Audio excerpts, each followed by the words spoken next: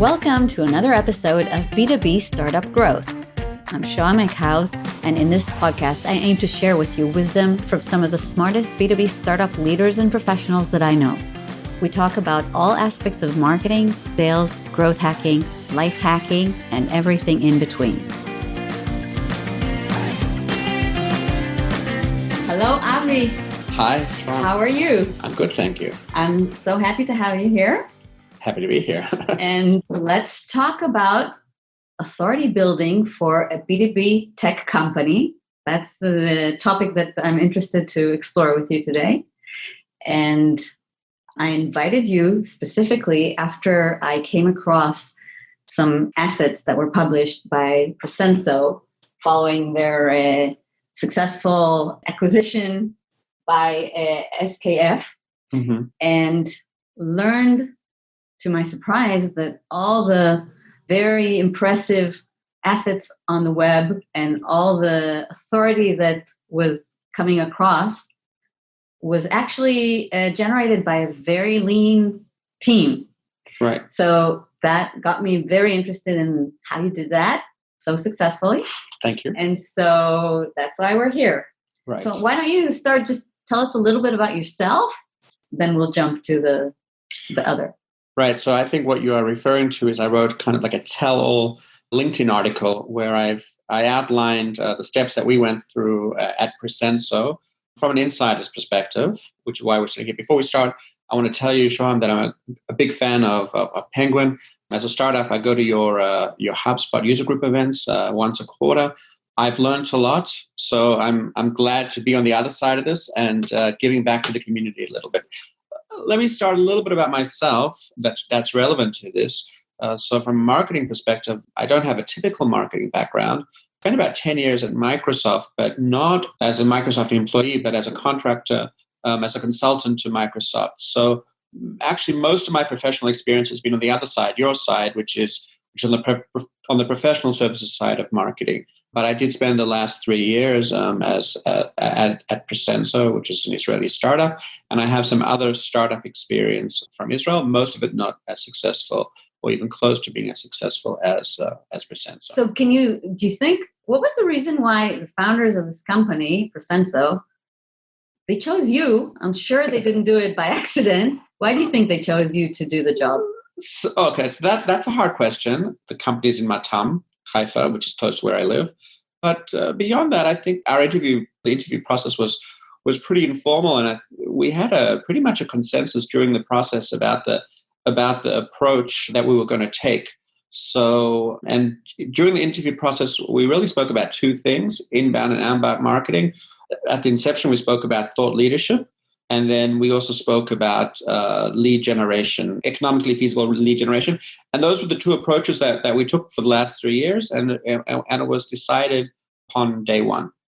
So that's interesting that the founders, who were very much the technologists here in the company, and you'll explain a little bit about what the company does in a second, but they were actually, from the start, they realized that their main marketing approach would focus around authority building and inbound marketing. They decided that from the start. Yes. Yes, actually. First of all, we have two co-founders, Eitan Veslier and Dedi Ben Lavid. But we also have the chairman of the company, David Almagor, who's well known in Israel. This is not his first startup. He's a serial entrepreneur, and he brought a lot of that maturity to the conversation as well. But it seemed to make sense for us from the get-go because it's kind of ironic. We didn't have a lot of choice, partly because we didn't have that much in terms of funding for marketing anyway. So we thought, and this made sense, was that thought leadership authority, there's kind of a level playing field out there because no one had really established it in our category. And we saw that as an opportunity. So we started from really my first day at trying to capture some of that market share in terms of authority in our space. So why don't you, for the sake of listeners who don't know what Presenso is, please tell us a little bit what the company does. What's the main challenge that they solve? Okay. So let me start with the business problem that we sought to solve, which is that industrial plants have in machinery, industrial assets that break down unexpectedly. These industrial plants generate a tremendous amount of data that up until now has not really been used.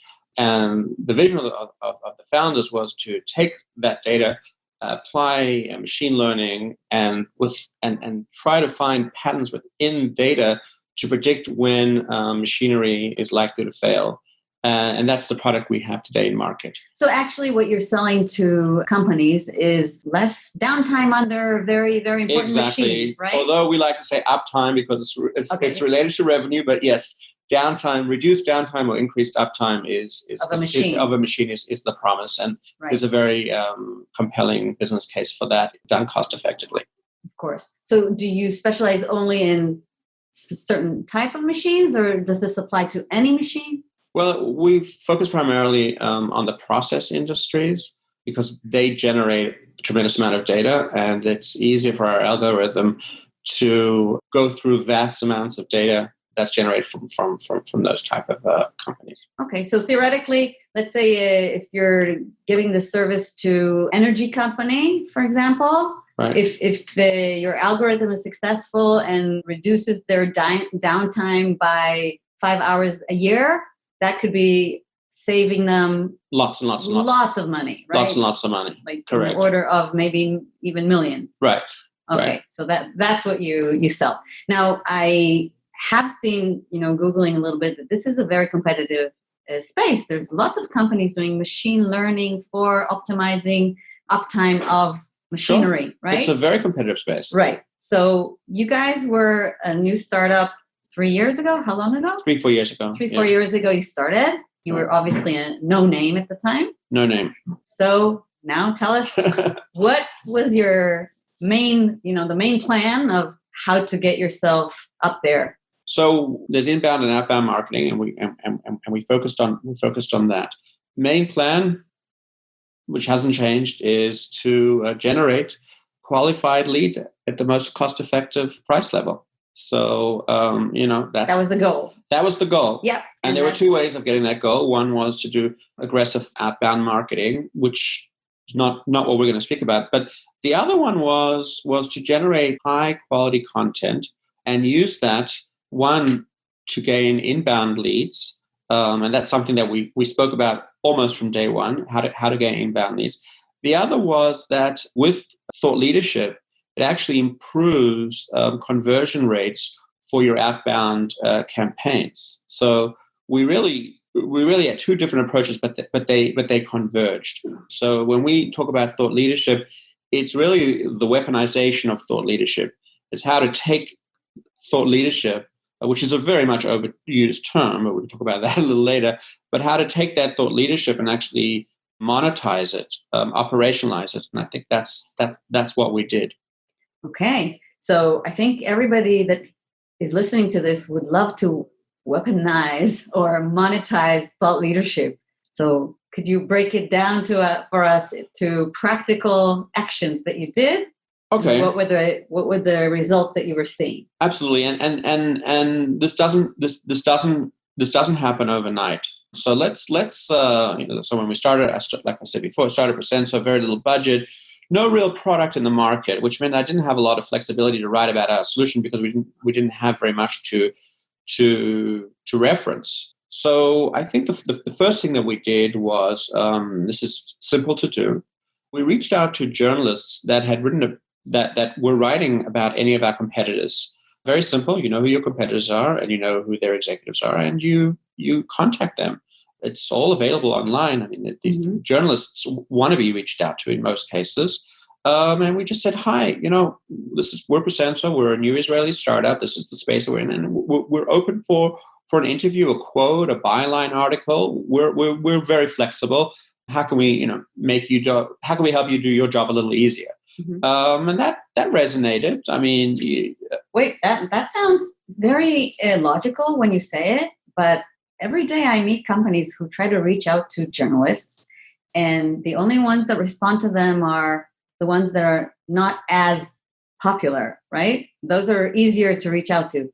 So tell me from your experience, did you immediately reach out to tier one journalists, or did you start out from the less sought after and then gradually build up, or how did you manage this process? So a little bit of both. We didn't reach out to the New York Times or the Wall Street Journal, but there's a second and a third tier of trade publications that still need to produce content on a regular basis.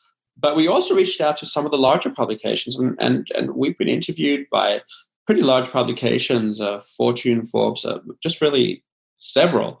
So it's kind of all the above. I think if you're going to be a startup and you're going to think about the rejection that you're likely to get, you might as well just give up now. So yes, the New York Times is not likely to be interviewing us anytime soon, but that's just the New York Times. So and also, what harm does it do to try it? And these journalists, in many cases, actually want to be pitched. I mean, we're talking about percentages. So 90% of journalists don't want to be pitched by you. But if you get a 10% response rate, you're golden. So you have to be able to have a bit of a thick skin and just continue to reach out. And that doesn't change. Of course, over time, then you start getting journalists to contact you, which is the place that you want to be at.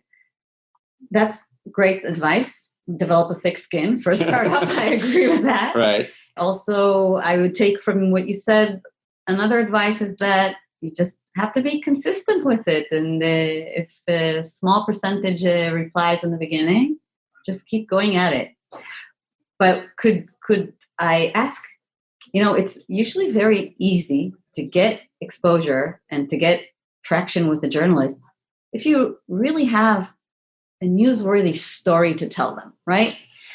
But a lot of startups, as they develop their product, it's not always in the eyes of journalists a newsworthy story. Sometimes, you guys are working on an algorithm and you claim that it's better than other algorithms. So my question to you is, did you have in hand in the beginning a real story that's very differentiated from what other people are doing to tell these journalists? Or was it a different approach? Was it an approach of, here's what we're doing, here's why, here's how?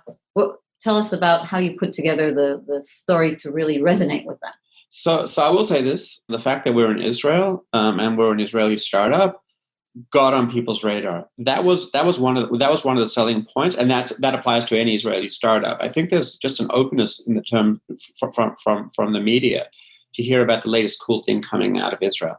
So it's about being branded as an Israeli startup. That alone attracts some attention. That attracts some attention, right? And then it was positioning. It was positioning. In some cases, the story resonated. In some cases, it didn't. We didn't have that much to tell, but it's a percentage game. So you just need one or two or three initially just to give you some attention. Then what you do from then is, once you have a link, once you publish somewhere, then you send that link to the other journalists and say, this is where we were published. Does it interest you? So, I think the first, before we had any links, we sent our own blog articles to people and said, we've written about this topic. Here's a link. And then you go from there to someone covers you. And then you go from there to, pushing that coverage out. And then it builds from there. But it's a slow process. It doesn't happen overnight. Okay, so now tell me about the things that you did aside from journalists. And I know you did a lot of things. Okay, so the next thing is you reach out to the analysts. Okay. And it's not hard if you're in a category where there's an analyst covering you, and imagine that everyone has some industry analyst covering them, and they're very open. We had briefings with Forrester and Gartner and actually some of the smaller ones as well. And all that information is publicly available. So you can even, there are websites you can go to Forrester and find the analysts that you want to speak to and work with them and schedule a briefing. That was not very hard to do. In one case, we contributed content to the blog of one of the analysts. They accepted content that helped.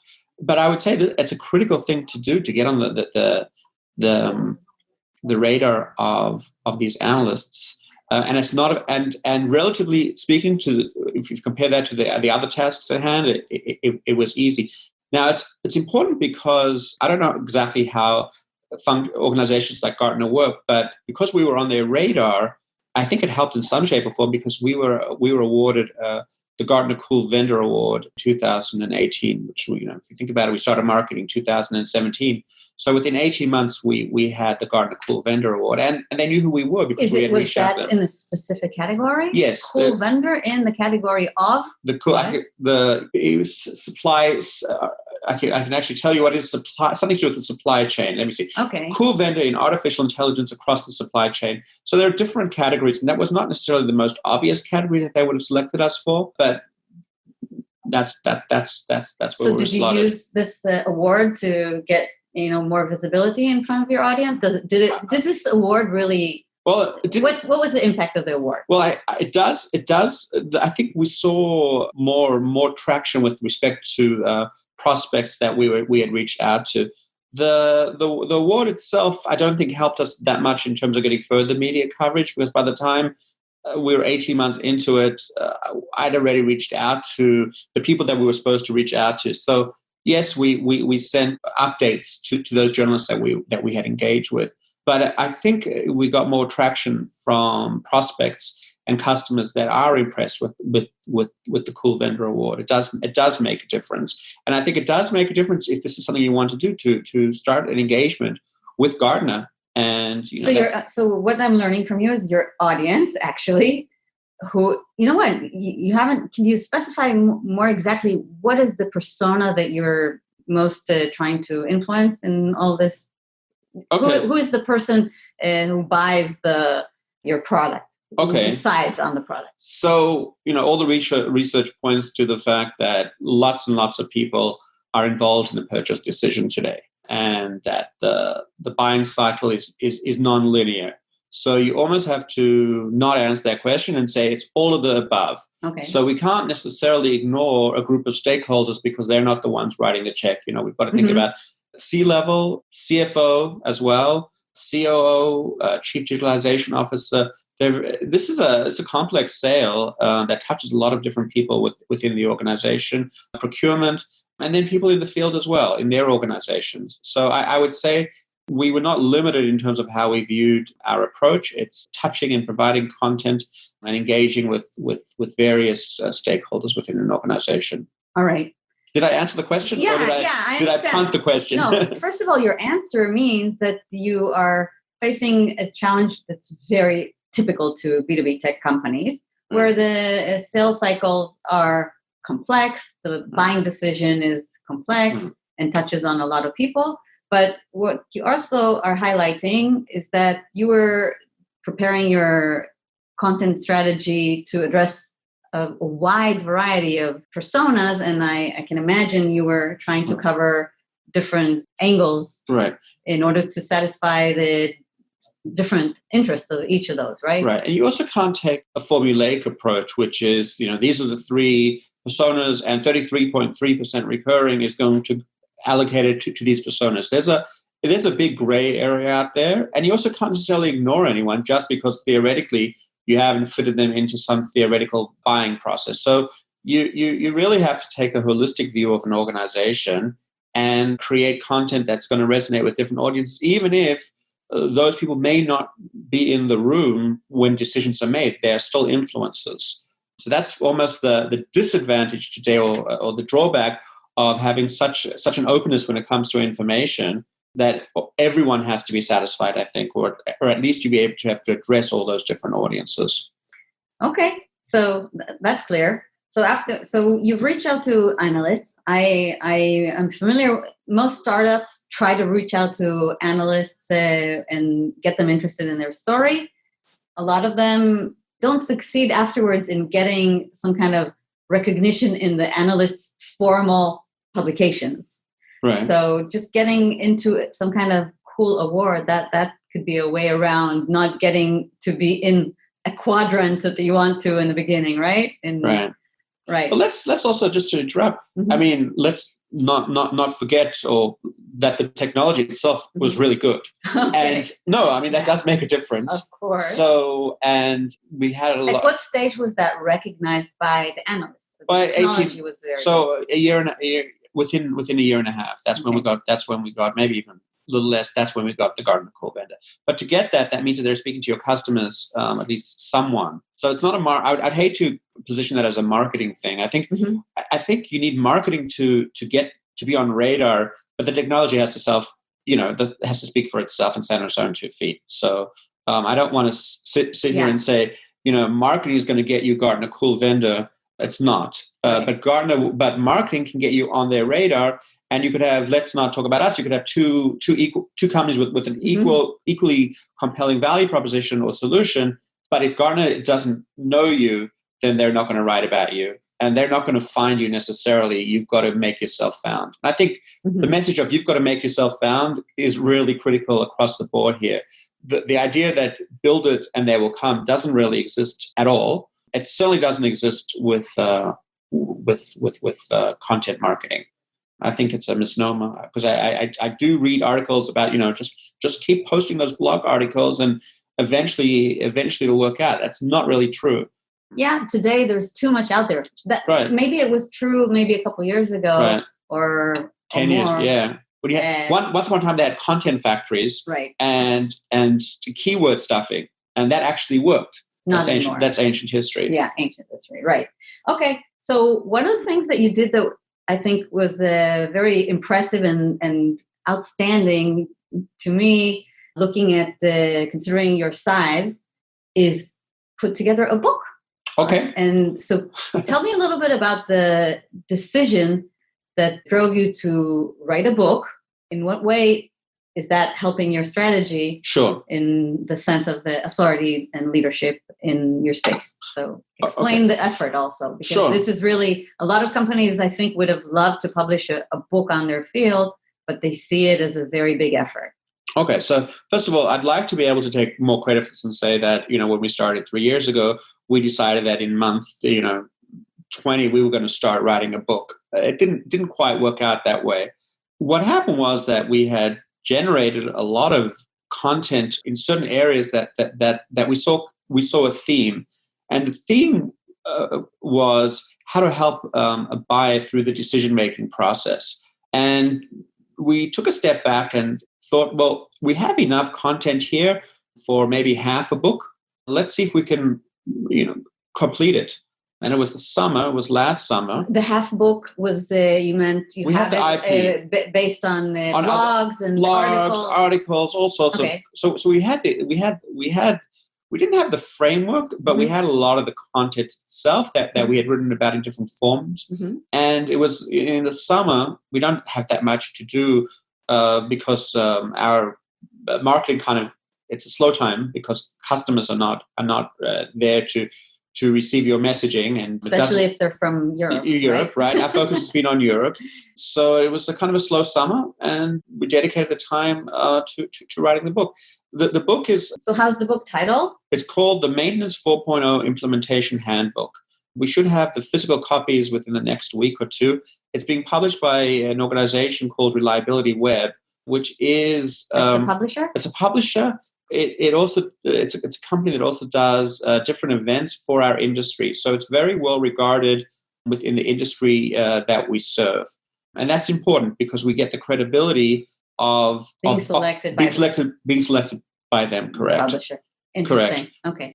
I think having a book on your field of specialty is something very desired, for sure. But from what I see day to day with marketing teams in tech startups, it is such a big challenge to get enough attention from the ones that have the knowledge, that the most premium part of the knowledge, that to actually get them to cooperate with you as a marketer, right, and sit with you and give you enough of their brain power and time to actually fill out a whole book of content in a relatively condensed period seems to me like a very, very big challenge. So could you tell us a little bit about how you coped with that issue, and how did you get to a situation where obviously in your company there was very good cooperation between the founders or the technologists of the company and yourself who was responsible for generating this content? Sure. So in some ways, I don't understand the question because I think if you're a co-founder and your success rides on every part of the organization being successful, then if you don't help marketing, then you're hurting yourself. And I didn't get very much pushback from the co-founders because it was obvious what I was trying to do was to help the company. Now, I understand that a lot of technical people don't like to write themselves, and this, it's always the last thing on people's agenda. But at the end of the day, it was helping me, supporting me on this was supporting the business. So I didn't get pushback. Some of the technical people would like. I had this idea that once a week or once every 2 weeks we would go out for lunch one-on-one, and then I could interview them. So at some point in time, some people were avoiding me lunchtime because they didn't want to go through this. But eventually, it all worked out, and so that wasn't an issue. I just find the question. So first of all, kudos to your founder. I'm taking this for granted. Okay. So you took it for granted. So I'm telling you that you shouldn't. It's not something to be taken for granted, and it probably reflects their belief that investing in building authority online on all the digital channels and off digital also is very important. My observation is that many times, especially in the Israeli ecosystem, startups, the very technical founders, they believe that they should be focused around building a great product and getting it out to customers, which they should, of course, right. But they often feel that themselves spending time on other things is not the best use of their time, and that is often the challenge. So I understand the logic of investing in your technology and then upgrading and then building the next version of it, but that's not going to sell. So I've had those conversations, and I understand the logic behind that. But this was a company that was built to be enterprise ready, and they took the technology very seriously. So they took every aspect of the business seriously because they hired me for a reason. Right. And I was actually one of the first hires. I was hired before we had very, very much in terms of we had a product, but it was before we really had very much in terms of customers or paying customers. So the commitment to marketing was made at the inception of the company, essentially. Nice. So tell me, can you think of any stage along this journey, this 3-year journey, where you actually, the first time that you actually recognized that what you're doing in terms of authority building has really resonated and resulted in something significant for the business? When was the turning point? So we have a lot of anecdotal, positive reinforcement. So I remember once we wrote an article that spoke about data being data. We used the word frenemy and big data, and people seemed to like it, and it came up in conversations that we weren't really realizing. So that was anecdotally. That was frenemy. Explain frenemy of the data itself being frenemy. Big data being your frenemy. It's it was just a kind of like a cutesy play on words. And then in our conversations with a couple of prospects, it came back to us. So we were a little surprised because you don't necessarily think that people are going to consume your content and then actually reference it with you. At the Gartner Award, I was really surprised because one of our competitors was there as well. And he referenced some of the work that we had done with Emory University. That we had used Emory a couple of times, students, to help with some research. And he was familiar with it, so that was a nice anecdotally. But let's put that aside. What is Emory? Sorry. So Emory University is a university in Atlanta, and they have a program. Well, there's actually a national program in the U.S. called the Tamid program, and as an Israeli startup, you can apply for and get students to work with you, and that's something that startups should actually take advantage of because you have these students with who are pretty interested in working with Israeli startups. It's a win-win. So what we did was we did a research project using tools like SurveyMonkey, where we approached different people who work within the companies that we serve in kind of plant level employees. And we asked them a series of questions, and then with them, we wrote some articles about that were published, and that was part of our thought leadership.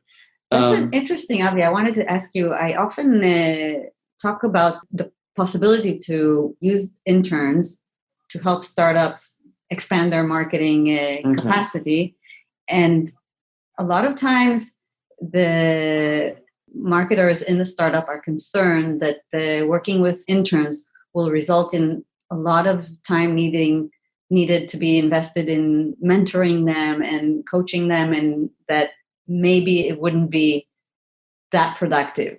So from your experience, what are the types of tasks that you think would be really effective to use interns for a startup? So I totally understand the concern, and it really does depend on the particular individual. So we had someone for one summer from the London School of Economics. He really did a lot of very good research for us into topics that we just didn't have the bandwidth to write about. How did you choose him? How did you screen him to know that he would be good? We were approached by the Technion. Okay. And we interviewed him, and shout out to Samuel if you're listening to this. He's a really good kid. That's how we did it. So it was a combination of you being lucky yes. finding right. Samuel, yes, and also that maybe you interviewed it properly.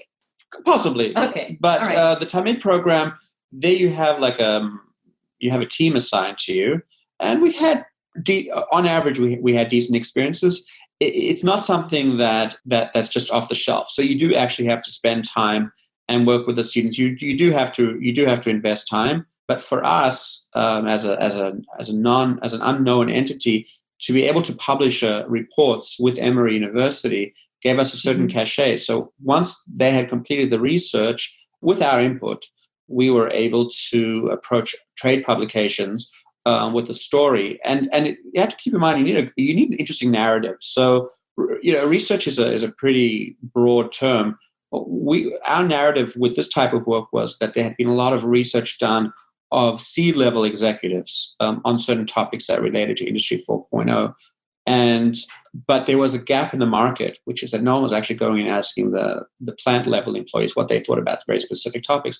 So what we did was that we took the content that already existed by analysts around the C-level, and we asked our students to do research and to interview plant level employees to get their perspective. And not surprisingly, there was a gap in perceptions, and that was interesting. So it was interesting to the trade publications because it was a good story. And we talk about thought leadership, but at the end of the day, you need a good story that resonates. You have to be creative. I mean, we're no longer in the world that we spoke about before of keyword stuffing. Someone actually has to read your content and find it compelling, and somehow the Google algorithms can figure that out. Yeah, that's assuming you're taking the SEO route, but. Right. So can I read, do I read correctly between the lines from what you're saying? You didn't go for the quantity. You went more for the quality in terms of trying to come up with stories that really will resonate rather than just pump out as much as possible. So yeah, we didn't do anything like, the 5 top reasons or the 3 best ideas. I think those don't get you very much. But you really have to think about an article or a piece of content before you write it, and forget about all the keywords and the topics. You really have to think, okay, is this going to be interesting to someone? Because if it's not interesting to someone, they're not going to pass along. They're not going to comment. It's a one-off. Not just to someone. You're referring to, this needs to be interesting to one of the people main personas that you're trying to influence, right? Correct. By the way, now that I think of it, from working in for startups in similar industries, I find that the C-level people in these industrial companies, they're not always very, very active on social, right? And to get them to be active in sharing and commenting on your content, you need to really resonate with something that they care about, right? Right. So do you have any insights on how to go about identifying these things that these people who are busy. They're not these kids who go on Facebook and comment on every little thing, Correct. right? They will comment and share only if something is very, very relevant and useful and very, very helpful, right? Right. So we don't have a lot of... Or controversial. Or controversial. But it's kind of hard in our space to come up with anything too controversial. Okay. We didn't have a lot of viral content that we developed. And it's a very old school industry that we serve. You know, we did a lot of work that was printed. So I just have a show and tell here that I brought, but we published in a lot of trade publications that are magazines that are sent to people. Physically, in paper. In paper, because you can't just work on the assumption that people are spending time on LinkedIn. You have to get in front of people in the ways that work for them, and that's why for our industry, a book and a physical book that you can actually send to someone is really the way to go. So once again, it's not a formula. Right. It's just it just works in this particular point. So I guess what I'm hearing from you is that if you're a startup that's selling into an industry that's more, maybe I'd say a little bit traditional in terms of how they consume content, and traditional meaning they're still looking for paper. Yep. Right. So in that case, it's important that when you put out your digital marketing strategy, it needs to also cover the print. Absolutely. Yeah. Right. Okay. So tell me, Avi, now that I've heard a little bit about things that you've done, maybe I'm not sure the audience would be familiar with actually the achievements. So the result of everything that you've done was what? What happened with the company within 3 years? Okay. So as I think we said at the start off, Presenso has just been sold last month to SKF, which is a very large bearing manufacturer, the world's largest bearing manufacturer based in Sweden. And now I actually work for SKF. Okay. I've just started now. Congratulations. Thank you. And very excited to be part of their company. And for an Israeli, it also gives me pride because SKF came to us in Israel and they really valued our technology. And in the meetings that we've had with them, they've been super supportive. And I think that that's something that we sometimes forget, is that the work that we're doing as startups really forges bonds between Israel and other countries. And that's super important. That shouldn't be discounted. So Avi, we've talked a little bit about your approach of authority building and combining various types of outreach. Tell me a little bit about your approach related to account-based marketing. I know your company, as many in this space, have probably identified some more specific lists of companies that they would be interested in. And tell me, how did you go about, getting those specific companies in front of your content? So, I think everyone now, account-based marketing is the buzzword. And I think the challenge with account-based marketing is not to identify companies that you want to go after necessarily, but to actually be able to engage with them, because everyone is going after a small number of companies. And how do they take you seriously relative to your competition? And that really is where thought leadership comes in a couple of different areas. One is that when you approach someone, what's the first thing they're going to do if they haven't heard of you? They're going to Google you, and they're going to look and see what your Google history is, where you've been quoted, who's writing about you, etc. So I think that's really important. No one will take you seriously if they Google your company and they see no news, or that no one's taking, that you're not on anyone's radar. So that's the first thing. It's almost like you have to be doing something, if not for that reason alone. The other thing, and this is where our thought leadership has really worked on account-based marketing, is that now we actually have something that's very tangible to actually give to someone. So a gift that's of value. So our book, for instance, people love gifts. People love gifts. Yeah. And our book sells for $60, and we buy them in bulk, or we will be, because this is just being printed now. We'll be sending them to customers and prospects, and it changes the conversation. So here, first of all, we demonstrate that we know we know enough about the industry because we've actually written about it. But it's a way to start a conversation. And I look at it from an economic perspective. So, for instance, if you are looking at lead generation and using LinkedIn, for instance, what's it going to cost you to actually have a conversation with someone on LinkedIn? How much money do you have to spend before one person actually speaks with you? And those numbers can add up very quickly. But we can take the book that we wrote and spend $50, $100 and actually get that in front of the right person, mail it to them, and start a conversation, if nothing more than just around the book itself and just the logistics around it. Because someone has to be responsible for signing up for even accepting the package within the organization. Right. So let me stress that, because it's not so trivial to a lot of clients that I work with, companies. I'm not sure that they would even think of the idea to send somebody something physical by mail, because it seems to them so outdated. Right. But actually, think of it this way: what's the percentage of people who open your emails? I don't know. It's usually a number anywhere between 5% and 30% if you're spectacular. Okay. Right. And then what percentage of people, if you send them a book by physical mail, that they will open the package? Right. 100%. Right. Who will not open a package? They get a present in email, in the mail, right? But look at it from a different perspective, because I've given a lot of thought to this. Mm-hmm. What's the cost? Mm-hmm. If you would say, if you're going to run, LinkedIn campaigns over the course of a year, what's that going to cost you? Pick a number. Mm-hmm. Let's say in the companies that we work with, it's anywhere between $500 a month to $20,000 a month. Okay. So if we kind of look somewhere in between, it's not unusual to spend $50,000, $100,000, $150,000. What's the cost to write a book?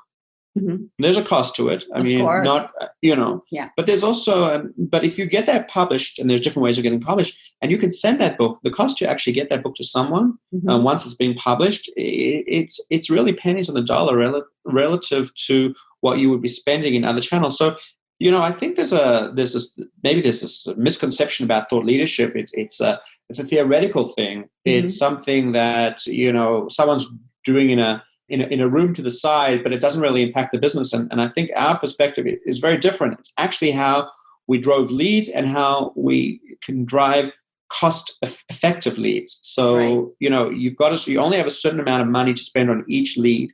And if you can give them something really valuable, like a book, then it changes the dynamic of the conversation.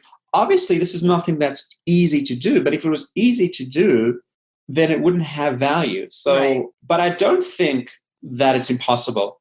If I look at myself, so I'm not a professional writer, but I think like everyone else who's been to university and has to have written essays, there's a certain level of writing that I think is standard. People just don't recognize that they can write because it's not something that people think about. But if you can't write, or if you're not a native English speaker, then you can write in a different language and have it translated. I think there's a lot of excuses you can give not to do thought leadership, but for each and any one of those excuses, there's a workaround. Mm-hmm. So writing a book, if you just look at it from a dollars and cents economic perspective, is actually really good for the business, and it's good for a lean startup that mm-hmm. has limited budget that needs to get in front of a large number of prospects. Right. So I love that approach. And from my perspective, I'm sure the ROI of it in a lot of cases like yours is positive, is very good. I think I'll make a comment for... I see some hesitation. No, I'm smiling to myself as I'm thinking of all the CMOs that I talk to, right. That if I will suggest to them to write a book about their industry, and I will explain to them the ROI of it, they will say to me, "Are you crazy? For me to see the return on that, it's going to take me at least 6, 7, 8 months until I write it and I get it out and then I start shipping it and blah, blah, blah, all that. And I'm interested in what results I'm going to see in a month from today at the most, if not tomorrow morning." So to them, I would say, and this is why I'm doing this podcast with you. Exactly. This is why I'm so happy that you're here and that you're telling us the story, because good things happen to those who invest Right. for the long term too, not and just for the short term. Your product didn't take 6 months to develop. So you've got to look at it in parallel to the value of your product. Right. It's not a vanity project. This is not done because you want prestige. Because prestige is it may not be worth it. It's done from our perspective. It's done to actually lower the customer acquisition cost at the end of the day. And if you can justify it based on that, then you should find a way to do it. Look, a lot of people are really busy. I understand that. And a lot of people don't like to write. And a lot of people want instant gratification. Right. But those are just excuses. They're not okay. They're not from a business perspective. Yeah. You have to think about it from a business perspective. And from a business perspective, thought leadership makes a lot of sense. Right. I want to read something to you because we're running out of time here. Yeah. And this kind of explains, I think, the value. We shared an advanced copy of the book with someone who is C-level at one of the largest consumer product companies in the world. Mm-hmm. And so this is the conversation we're having. I think about this. This is a prospect that we want to engage with. And in general, he's behind a lot of firewalls. This is someone that everyone wants to get to. But we got in the book. Actually, we got to someone else within the organization, and he finally got in into his inbox. And this is what he wrote. He said, "Thanks for the read.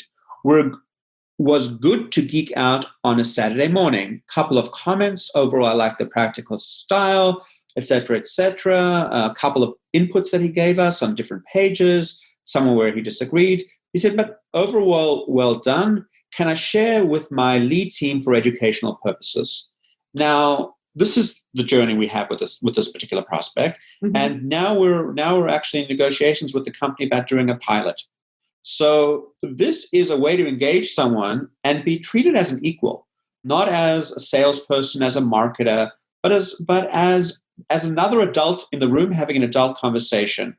And that's what you do with thought leadership. Well, that's what you can do with thought leadership. So once again, at the risk of repeating myself, I tie this thought leadership back into the business, into business metrics, and into lead generation. I love that. That's makes it even more obvious how impactful this is on your acquisition, your customer acquisition. Correct. It just, the challenge is that it's difficult to measure it, to quantify it before you do it. Correct. But in this case, this is exactly where the places where it's adequate to just use some of your intuition to assess what will be the return. There's no formula here. Right. Exactly. Because thank you so much. Sure, absolutely. I feel like this I love coming to Ranana. No, and I think this is a wonderful, wonderful input. I'm just, I have in front of my eyes a few CMOs who I'm sure would be inspired by this idea. But to conclude our talk, let me ask you one final question. Sure. And that is, if you now look back, the journey that you did with Presenso, sure. Is there anything that now after you've been through all these steps, that if you had known that 3 years ago, you would have done something different? Is there anything? We could have done things a lot quicker. So it's more from a timing perspective. And to be honest, a lot of the strategy evolved. So we could have compacted our activities instead of into 3 years, maybe into 1 year. From marketing perspective, or also from product development? No, I'm just specifically for marketing. Okay. So, like, I didn't have the roadmap that I'm describing. Mm-hmm. is a roadmap that I look back and said, okay, these were the steps. Mm-hmm. So the steps were the correct steps, but because it wasn't part of a roadmap, mm-hmm. I think it could have been done a lot quicker. So if you're looking at this and say, wait a second, I didn't have 3 years because these guys took 3 years. Maybe you can be a little bit more generous in terms of looking at that timeline. So actually, what you're saying to me is that if you had that cookbook, or I would say you wrote, actually, and this is how I discovered you. You wrote a beautiful blog about the steps you took in this context, and so I'll link it in the notes of this podcast. And so maybe what you're saying is that if you had this guide that you would have done what you've done much faster. Right. If I had I'm admitting that some of the strategy wasn't fully baked, but had we looked at our content and said, okay, this is going to be dual purpose content. We're going to write these 3 chapters now. They will start off as being blog posts. They will end up moving to white papers, and from there they'll end up being a book. If we had that, maybe it would have shaved off time. It would have shaved off time. So yeah. Okay, so that's a lesson learned. Yeah, that's a lesson for the listeners of the podcast. Absolutely. Is there something that you didn't do at all that you think you should have done? So I'll tell you what we're planning to do now. We're planning to turn some of this content into video. Video seems to be resonating, and I know from my own LinkedIn feed, videos are at the top of my feed. That's where we're going with this. But now we're in a position where we can buy copies of our own book and provide them to customers or prospects, but also customers, because it's not just about getting the customer, but it's also about it's about expanding within a customer base and doing educational workshops around it. So now that you have this asset, we have an asset now. We can relatively inexpensively leverage it. Amazing. And that's a value. That's another reason. That's a tangible value. So if you can go and do a workshop within your customer because you've written a book and you're an authority on topic X, and they'll come and maybe they'll get a book as well just by showing up. So it expands the reach of your IP and the reach of your leadership, and then ultimately the reach of your sales organization, which obviously we're supporting. Amazing. So, Avi, thank you so much for being here. You're welcome. And hope to see you again soon. Probably we'll be meeting on the coming up event that we're running. And good luck. And I'd love to hear how it's going with SKF. You now working in an enterprise. I wonder what that will feel like. And good luck. Bye-bye. Bye. You've been listening to the B2B Startup Growth Podcast, bringing you the latest wisdom on marketing, sales, growth hacking, and life as a startup leader. I'm your host, Shoham Eckhaus, and if there's a particular topic that you'd like me to cover soon, please reach out to me on b2bstartupgrowth.com and let me know.